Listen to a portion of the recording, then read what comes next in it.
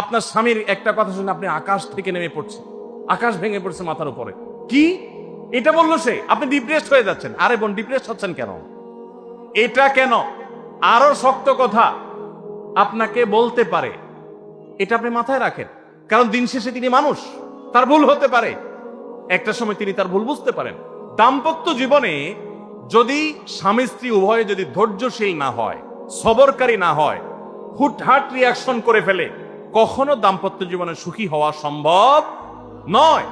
মনে রাখতে হবে, একসাথে থাকতে গেলে, দুইটা পাতিল একসাথে থাকতে গেলে টুনটান লাগে না, বাধে হয় না? দাম্পত্য জীবনে টুকটাক সমস্যা হবেই, এটা প্রত্যাশিত।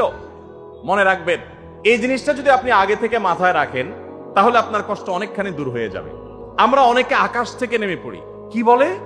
এত বড় সাহস, এই কথা বলতে পারে? কেন ভাই আশ্চর্য হচ্ছেন কেন? এর চেয়ে বেশি কথা বলতে পারে। মাথা বাড়ি মারছে? আরে ভাই, ছুরি মারে নাই যে শুকর আদায় করেন। বুঝেন নাই কথা?